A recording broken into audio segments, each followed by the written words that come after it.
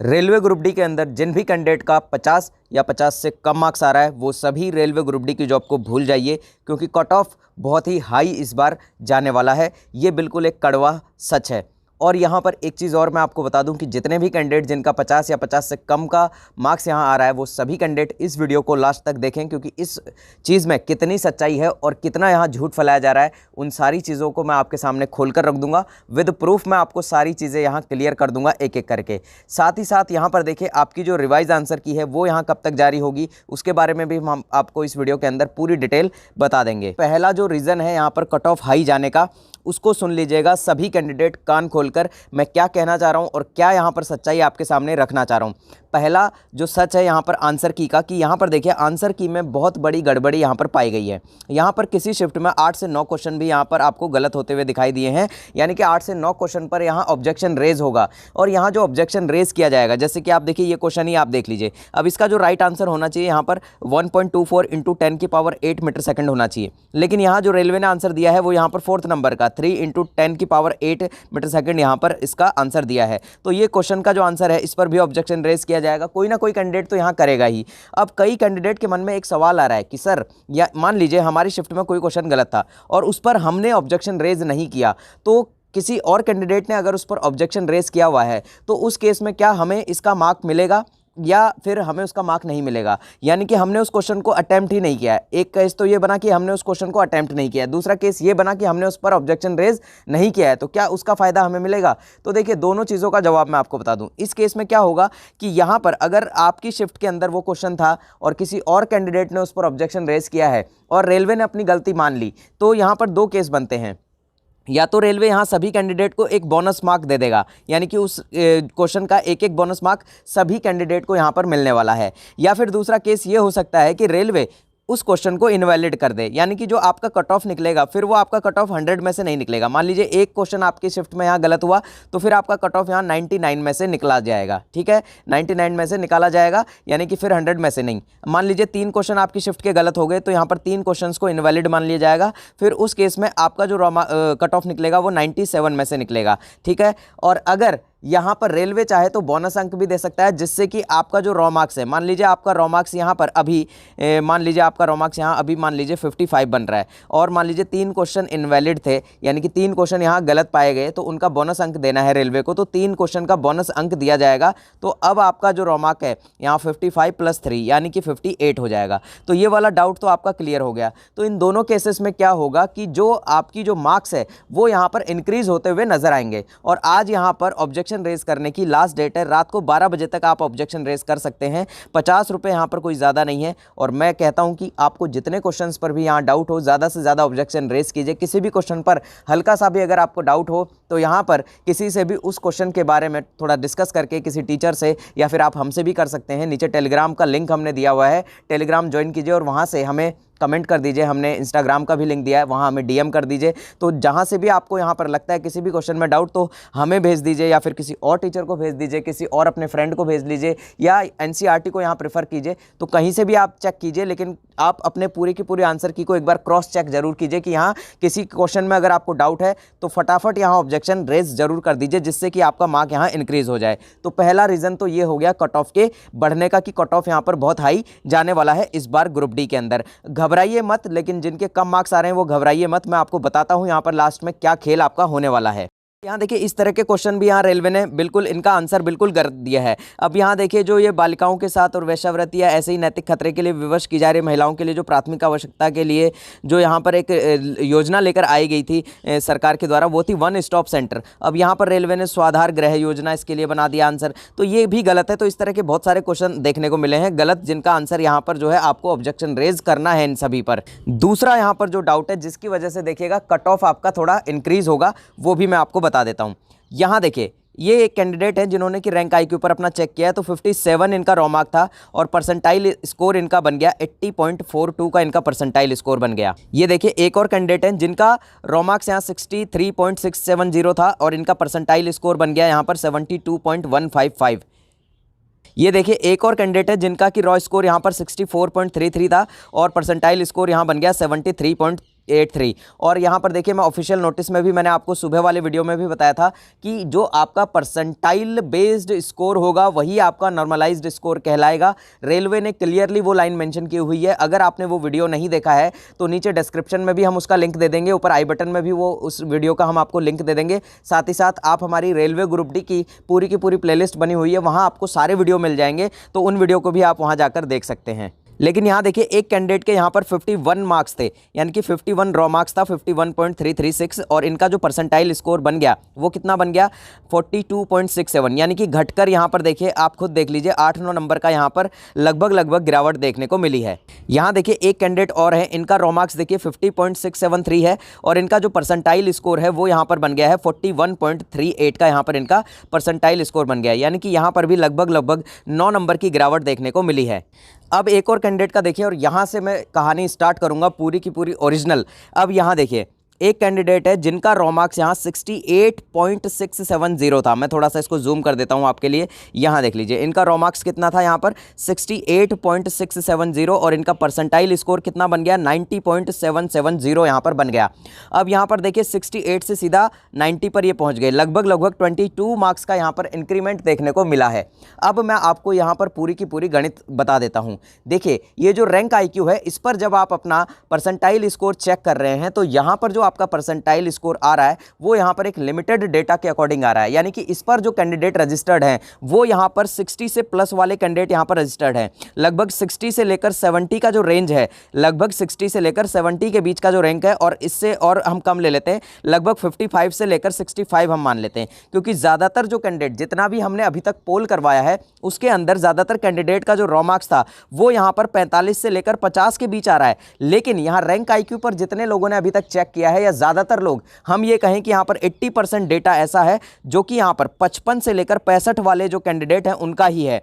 तो इसीलिए यहाँ पर जब कोई कैंडिडेट जिसका रॉ मार्क यहाँ पर 51 आ रहा है या 52 आ रहा है या 53 आ रहा है, ऐसा कैंडिडेट जब यहाँ पर रैंक IQ पर अपना परसेंटाइल स्कोर चेक कर रहा है तो उसका परसेंटाइल स्कोर जो है वो डाउन हो जा रहा है। क्यों? क्योंकि यहाँ पर देखिए जैसा कि मैंने आपको बताया था कि यहाँ पर आपका रॉ मार्क्स जो है उसमें इंक्रीमेंट कब देखने को मिलेगा, जब आपके बराबर या आपसे कम मार्क्स वाले ज़्यादा कैंडिडेट होंगे तो आपका जो रॉ मार्क्स है वो वहाँ पर आपको ऊपर बढ़ता हुआ नजर आएगा, यानी कि आपका जो परसेंटाइल स्कोर है वो यहाँ पर इंक्रीज होगा। लेकिन अगर आपके बराबर या आपसे ज़्यादा मार्क्स वाले कैंडिडेट यहाँ पर ज़्यादा होंगे तो आपका जो रॉ मार्क्स है वो यहाँ पर डिक्रीज हो जाएगा, यानी कि आपका जो परसेंटाइल स्कोर है वो यहाँ डाउनफॉल की तरफ चला जाएगा, नीचे चला जाएगा। अब यहाँ देखिए ये 68 रॉ मार्क्स वाला कैंडिडेट जो है वो 90 पर क्यों पहुँच गया, क्योंकि इससे कम मार्क्स वाले जो कैंडिडेट हैं उनकी संख्या बहुत ज़्यादा है यहाँ पर आपके रैंकर IQ के अंदर। लेकिन जब एक 50 मार्क्स वाला कैंडिडेट इस चीज़ को चेक करता है तो उससे कम मार्क्स वाले कैंडिडेट वहाँ पर बहुत ही कम है, जिसकी वजह से उसका जो मार्क्स है यहाँ पर और भी नीचे चला जा रहा है। तो ये एक सबसे बड़ा चीज़ है जो कि आपको समझना है यहाँ पर आपके रैंक IQ के अंदर, जहाँ पर कि आपको मार्क्स यहाँ कम हो जा रहे हैं तो आपको घबराना बिल्कुल भी नहीं है, ठीक है। अब यहाँ देखिए जो रेलवे के अंदर जब रेलवे इस चीज़ को नॉर्मलाइज्ड करेगा, इस परसेंटाइल बेस्ड वाले फॉर्मूले को अपनाएगा, TCS या रेलवे जो भी अपनाएगा दोनों में से, तो यहाँ पर देखिएगा उस टाइम पर क्या होगा कि आपका जो परसेंटाइल स्कोर है और आपका जो रॉ मार्क्स का स्कोर है उसमें इतनी वेरिएशन देखने को नहीं मिलेगी। यानी कि ऐसा नहीं है कि यहाँ पर 60 वाला बंदा सीधा 100 पर पहुँच जाएगा, ऐसा होना बहुत मुश्किल है। हालांकि कुछ केसेस में ऐसा हो भी सकता है, लेकिन बहुत मुश्किल है ऐसा हो पाना। तो यहाँ पर देखिए एक चीज़ समझिएगा मेरी कि यहाँ पर देखिए अभी आपके ऑब्जेक्शन रेज में कम से कम यहाँ 5 से 7 नंबर आपके आराम से बढ़ेंगे, और अगर नंबर नहीं बढ़ेंगे तो यहाँ पर इनवैलिड क्वेश्चन हो जाएंगे। तो बात वही है कि यहाँ पर 5 से 7 नंबर का इंक्रीमेंट तो आपको अभी ऑब्जेक्शन रेज में ही देखने को मिल जाएगा।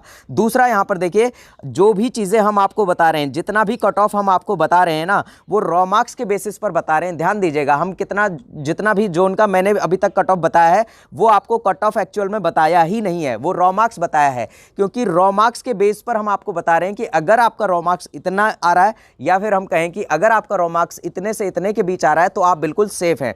अब यहाँ पर 50 या 45 वाले जो स्टूडेंट है या 48 जिनके मार्क्स आ रहे हैं, वो जो स्टूडेंट है वो पूरी तरह से घबरा गए हैं कि हम दौड़ से बाहर हो गए क्या। आप बिल्कुल भी दौड़ से बाहर नहीं है, क्योंकि देखिए कट ऑफ जो है वो हाई जाएगी, हम अभी भी आपसे कह रहे हैं, लेकिन आप बाहर नहीं है। क्यों बाहर नहीं है, मैं आपको इसका भी चीज़ बता देता हूँ। क्योंकि देखिए 5 से 7 नंबर तो आपके अभी बढ़ेंगे, और फिर नॉर्मलाइजेशन के अंदर क्या होगा कि वहाँ पर भी आपके मार्क्स कितने बढ़ेंगे ये कोई नहीं जानता, क्योंकि नॉर्मलाइजेशन इस बार आपका शिफ्ट वाइज होगा क्लियरली मैं आपको वो चीज़ भी दिखा देता हूँ। देखिए यहाँ पर आपको ओरिजिनल नोटिस ही दिखा देता हूँ मैं। ये देखिए यहाँ पर ये रेलवे का नोटिस है 12/8/2022 का, 12 अगस्त का। और यहाँ देखिए इसमें इसको देखिए मैं थोड़ा और जूम कर लेता हूँ ताकि आपको क्लियरली सारी चीज़ें दिख जाएं। अब यहाँ देखिए परसेंटाइल स्कोर निकालने का जो फॉर्मूला रेलवे ने बताया है, number of candidates appeared in the shift, यहाँ देख लीजिए पूरी तरह से इसको हाईलाइट भी किया है। यहाँ देखिए रेलवे ने इसको हाईलाइट भी करके रखा हुआ है कि number of the candidates appeared in the shift with raw score equal to और लेस देन द कैंडिडेट। यानी कि अगर आपको किसी कैंडिडेट का परसेंटाइल स्कोर निकालना है तो आपको क्या करना पड़ेगा, ऊपर क्या लिखना पड़ेगा आपको, यहाँ पर उस शिफ्ट में कितने ऐसे कैंडिडेट हैं जो कि या तो उसके बराबर मार्क्स लेकर आए हैं या फिर उससे कम मार्क्स लेकर आए हैं, तो उनकी संख्या तो आपको कहाँ लिख देनी है, ऊपर लिख देनी है। और नीचे कहाँ लिख देंगे, नीचे क्या लिख देंगे, यहाँ पर नीचे आपको उस शिफ्ट के अंदर टोटल कितने कैंडिडेट ने एग्जाम दिया है, यानी कि टोटल कितने कैंडिडेट वहाँ पर उस दिन अपीयर्ड हुए थे उस शिफ्ट के अंदर। सिर्फ शिफ्ट की बात की जा रही है, पूरे के पूरे डे की बात नहीं की जा रही है। उन कैंडिडेट की संख्या को कहाँ लिख देना है, नीचे लिख देना है और इसको मल्टीपल कर देना है 100 से। अब कुछ लोग यहाँ पर एक चीज़ से भ्रमित है, वो भी चीज़ मैं आपको यहाँ पर क्लियर कर देता हूँ। यहाँ देखिए यहाँ क्या लिखा हुआ है रेलवे ने, the percentile score will be the normalised score for the examination. जो आपका ये परसेंटाइल स्कोर निकल कर आएगा ना, वही आपका क्या कहलाएगा, वही चीज़ आपका नॉर्मलाइज स्कोर कहलाएगा। यानी कि परसेंटाइल स्कोर ही आपका नॉर्मलाइज स्कोर है। ये बात आप ध्यान रख लीजिए, मैं हर वीडियो में इस चीज़ को क्लियर करते हुए चल रहा हूँ। अब यहाँ पर जब आपका परसेंटाइल स्कोर निकल जाएगा तो उसके बाद हो सकता है कि जिस कैंडिडेट के मार्क्स यहाँ पर 50 आ रहे थे, उस कैंडिडेट के मार्क यहाँ पर हो सकता है 60 पहुँच जाए, हो सकता है 50 वाला कैंडिडेट यहाँ 65 पर पहुंच जाए, हो सकता है 50 वाला कैंडिडेट यहाँ 70 पर पहुंच जाए। यानी कि बढ़ोतरी तो देखने को मिलेगी ही मिलेगी। और फिर उसके बाद क्या होगा कि यहाँ कट ऑफ के लिए, कट ऑफ निकालने के लिए यहाँ पर टॉपर्स स्टूडेंट को लिया जाएगा। यानी कि ऊपर से ही तो हम लिस्ट उठाते हैं, उसी के अकॉर्डिंग तो हम कट ऑफ बनाते हैं। तो जिन जिन कैंडिडेट्स के यहाँ पर मार्क्स जो है हाई हो रहे होंगे, यानी कि परसेंटाइल स्कोर के बाद हाई मार्क्स वाले जितने भी कैंडिडेट होंगे, उनकी संख्या में उतने कैंडिडेट, जिस भी जोन से यहाँ पर जितने कैंडिडेट की जरूरत है उतने कैंडिडेट को यहाँ पर उठा लिया जाएगा। तो उस केस में आपका कट ऑफ तो ऊपर बढ़ेगा ही बढ़ेगा। तो इसीलिए आपको घबराने वाली बिल्कुल भी बात नहीं है। जिन भी कैंडिडेट का मार्क्स यहाँ पर 50 भी आ रहा है, 45 भी आ रहा है, तो उनको बिल्कुल भी डरना नहीं है। वो सभी लोग अभी रेस में बने हुए हैं, क्योंकि यहाँ परसेंटाइल जो बेस आपका नॉर्मलाइजेशन होगा, इसके अंदर आपका लक फैक्टर बहुत कुछ डिपेंड करेगा आपके मार्क्स के ऊपर। यानी कि आपका जो लक है,